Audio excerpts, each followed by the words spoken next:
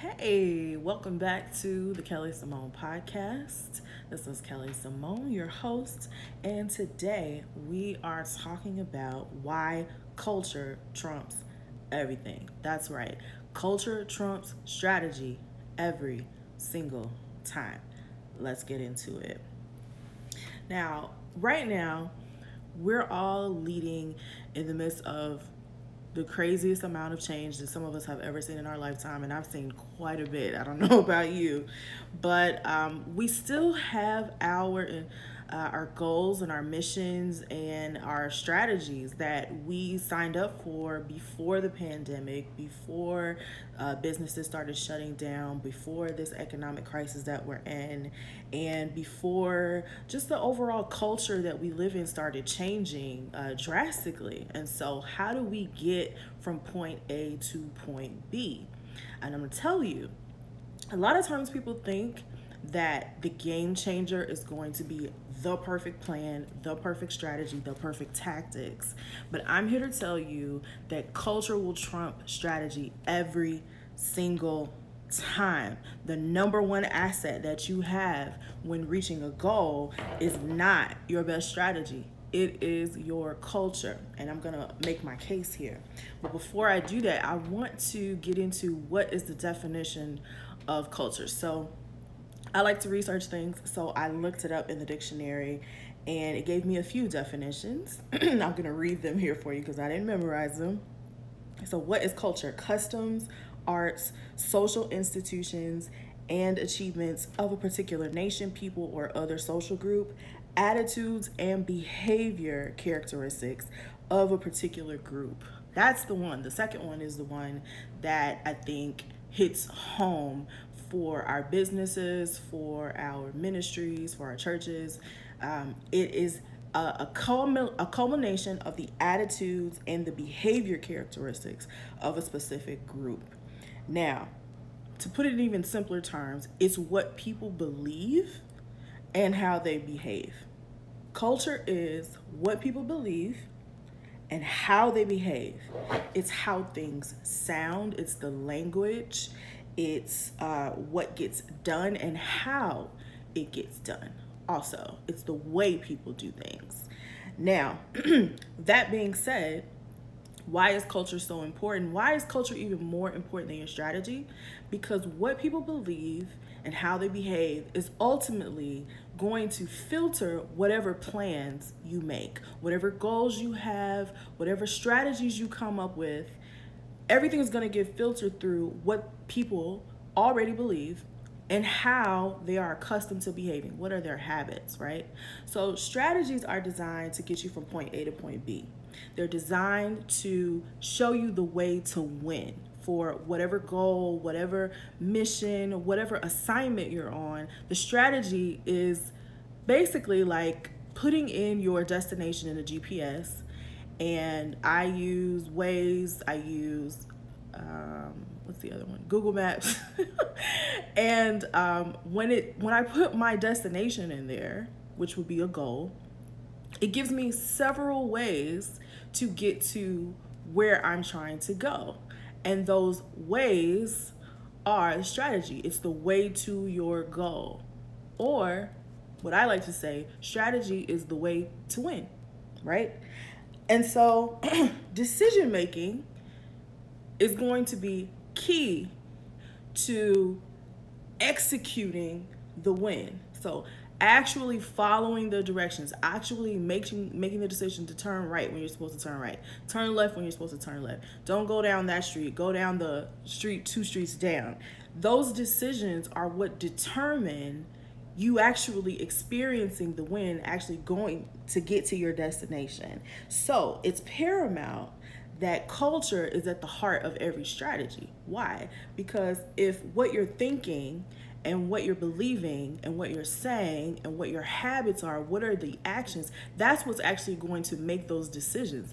All those micro and macro decisions that happen at every level within an organization, they all gather together to be culture, right?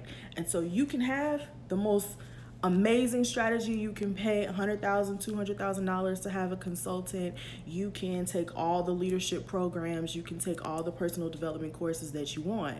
But if you don't understand your personal culture as a human being, as well as your organizational culture, if you're leading a people group, the best laid plans are not actually going to come to fruition. And so we don't want that, right? So whenever you are determining what your strategy is going to be to get to a particular goal, you need to understand your cultural capacity, right? So let's say I have a goal to run a half marathon, okay? Now, if I haven't run down the block in like 3 months, I don't currently have the capacity to run 13.1 miles. I have to build the capacity to get to that goal. So it's not that the goal is impossible. It's not that you can't win. It's not that the strategy won't even work. It's just that you have to build the capacity within yourself, within your culture, to get to where you're trying to go. So what does that look like in that example? It looks like I have to go run around the block a few dozen, maybe a few hundred times. I have to work out. I have to do things to strengthen the muscles that I need for running. I have to eat a certain way. I have to get a certain amount of rest. I have to make sure I stay hydrated. These are actions that help me get to the goal. There are things that I have to believe. So there's a mindset involved when you're running any length of distance. There's something that you have to tell your mind to keep your feet moving left, right, one in front of the other when you're sweating, when maybe you pull something, if you feel like, oh, something's off, something's wrong. There's a mindset of endurance and following through to completion for anyone who's running any distance, if it's a marathon or a half marathon. So there's some things that I have to believe. There's some thoughts that I have to have in order to get me to that destination, right? But I have to practice those things before I can actually get to the goal of getting that medal for completing that half marathon. Make sense? So that's an individual example. But I'm going to give you a macro example. Let's talk about an organization that wants to improve their customer service.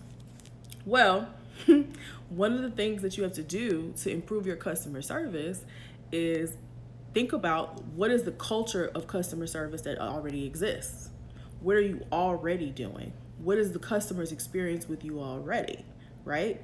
And why is it what it is? So there's some internal analysis that you would have to do to determine before you go out and find a strategy to get to, maybe you want to hit a certain customer service number benchmark. You have to know what it is that you're already working with and how it got to be the way that it is, right? So sometimes people who really want to execute like immediately, these are my fire, aim, ready crowd. They want to plan just enough to go ahead and do something, right? Just go ahead, like give me a bullet. Let me put in this gun. I'm going to shoot it. Oh yeah. Oh, what's the target, right?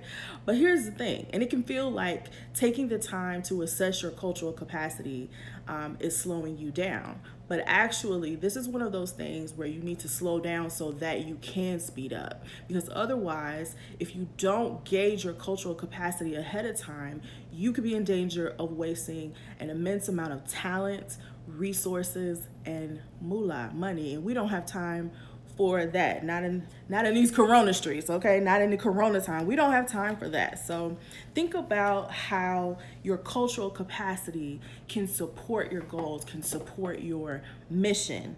It's not about having a perfect plan. It's really about planning for the culture that can support your end goal.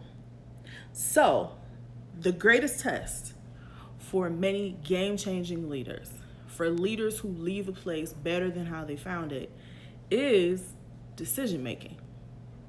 Decision making is what takes you and your team to the right direction. And culture is going to be the filter for all of your decisions. It's going to decide the difference between intention and manifestation. Culture is in the middle between those two. So, how do you get the right culture that guarantees that your strategy will actually work? I'm glad you asked. I'm going to tell you. So, number one, you got to get clear on the state of your culture. And a lot of this is identity work. This is your organizational identity, understanding who you are, what you believe, so those would be your values, and how your values are reflected at various levels within your organization in your day-to-day tasks. So I wouldn't really gauge it off of an event, because people get geared up and really excited and charged and very focused for executing events. But just your normal day-to-day operations, how do things get done? What are some of those common key phrases that you hear repeated over and over and over again? How often do meetings start on time? How often do they end on time? How often do people complete projects? How often are goals set, and how often are they measured? These are things that can tell you where your culture is at. How do you have a revolving door? Are you bleeding people, or are people always knocking down your door trying to get in? Those things are going to tell you how healthy your culture is, and give you great starting points to see, okay, how would I define this culture in a way so that I can understand what our cultural capacity really is. And make sure when you're doing that you're really gauging where your successes are, and you want to kudos to you for that. But you also want to look at what's not working. And it's really important to pay attention to that, because just because it's not working now doesn't mean it can't work at all. But you need to know what the problem is before you can fix it, right? So number 2 is, I want you to remember the cultural Pareto principle. Now, this is something that I kind of remixed from the original Pareto principle, which is that 80% of your results are going to come from 20% of your efforts. So that's kind of like the baseline Pareto principle. But when you figure it into culture, what I say is that 80% of your cultural capacity is coming from 20% of what your behaviors are. So what does that mean? 20% of all those things that you just figured out in step 1 are going to be the key drivers, right? So I'm going to use a personal example again. Let's say that I'm going out for this half marathon, and I've taken an analysis of what my current cultural capacity is for running these 13.1 miles in 3 months, right? And I've itemized all these things that I'm typically doing or things that I'm not doing. And after I did all that, I realized, hey, if I wake up 1 hour earlier, then I'll have time to do the workout and to do the mindset training that I need to do to get me closer to my goal. Now, that one behavior out of all the other behaviors that I engage in, all the other actions I take throughout a day, that one thing, that one change can yield me a maximum amount of results, right?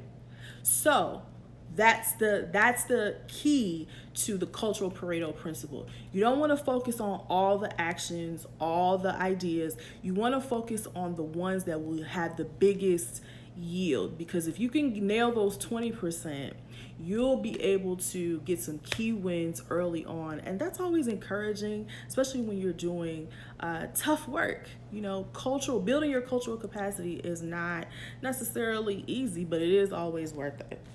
Okay, so number 3 is peel the onion. Actually, let me go back, because I want to say that the same way that can work positively, it can actually work negatively too.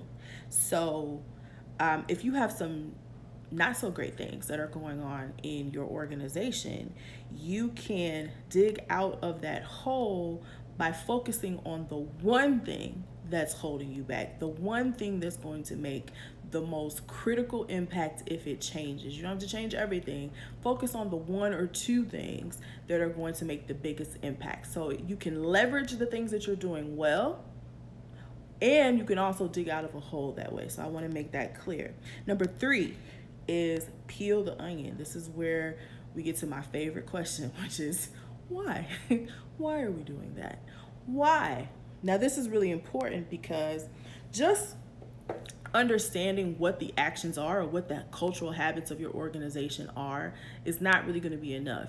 You do need to understand why it is the way that it is. Now, you don't necessarily need to take 3 years to figure this out. You just need to pay attention, observe, and actually ask people, well, why are we doing this way? Why is it that the meetings don't start on time? Why?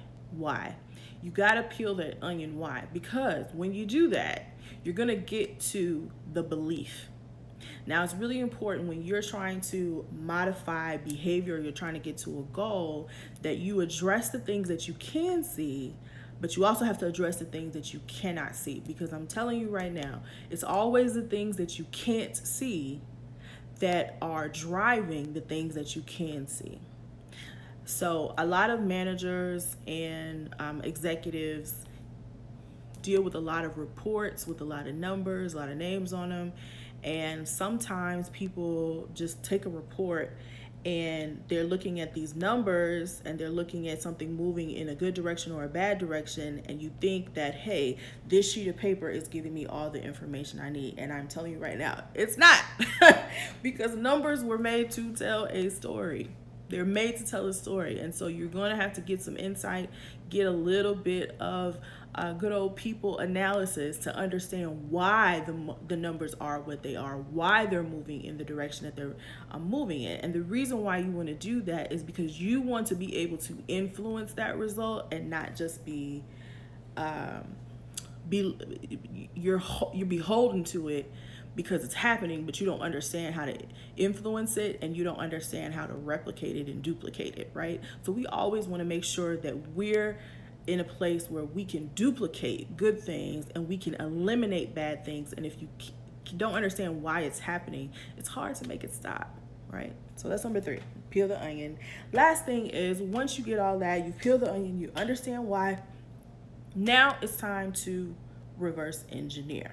Now you're going to reverse engineer based on the goals that you want. You're going to reverse engineer based on what you want to see, not on what you're currently seeing. So what does that mean? If I have unveiled that people don't come to the meetings on time because they don't find the meetings valuable, or there's too many meetings and they don't have enough time to get their core set of responsibilities done. So that's telling me a number of things. What that's telling me is if I want these meetings to start on time and I want us to be productive, then I have to reverse engineer that to happen. So what does that mean? I need an agenda. And then I need people leading me. I need people who understand how to lead a meeting. And then I need to understand why we're having so many meetings and maybe repurpose and eliminate some of those meetings, right? So that the ones that we do have, people show up on time, they're informed, they're engaged, they're productive, and they are prepared, because that's the goal that I'm going after. You understand? So I reverse engineer using the information that I got from the last 3 phases so that I'm fully addressing the problem, and then I'm taking the goal, the thing that I want to see present in the culture, and I'm feeding it what it needs to grow. Does that make sense? You gotta sow if you're gonna grow. You gotta make sure you're sowing the right stuff. Okay, so I just want to review that one more time. So if you're trying to make sure that your strategy works and you want to build a culture that supports high-level strategy, high-performing strategy, first thing is you got to get clear on the state of your culture, the state of your union, and then you want to remember the cultural Pareto principle, which is that 20% of the actions are generating 80% of your culture results. So focus on that 20. Focus on the big bad 20 or the big blessed 20, depending on which direction you're trying to go into, right? The third thing you're going to do is you're going to peel the onion. You're going to ask why. You're going to uncover those governing beliefs that have people behaving in the way that they're behaving, so that you can understand how you can get to number 4, which is reverse engineer, so that you're going to sow what it is that you actually want to grow. Okay, so I hope that was helpful for you today. Again, it may seem like you're going slowly, but I'm telling you, if you slow down just a little bit to do these things, you will speed up and you will see those strategies be extremely successful as we're growing through all of this change. Here's to you doing the good work of being an amazing leader. I just want to say kudos to you guys and praying and blessings to all of you. Thanks for joining me today. Make sure that you comment and you DM me on Instagram if you have any questions or if you want to add something to it. I'm all over the internet as the Kelly Symone. That's TheKellySymone. And of course, you can find the podcast to share with a friend or a colleague all over where podcasts are heard. Thanks for coming in today, or thanks for joining me today. I'm Kelly Symone. Take care. See you next time. Thanks for joining me today. I'm Kelly Symone. See you next time.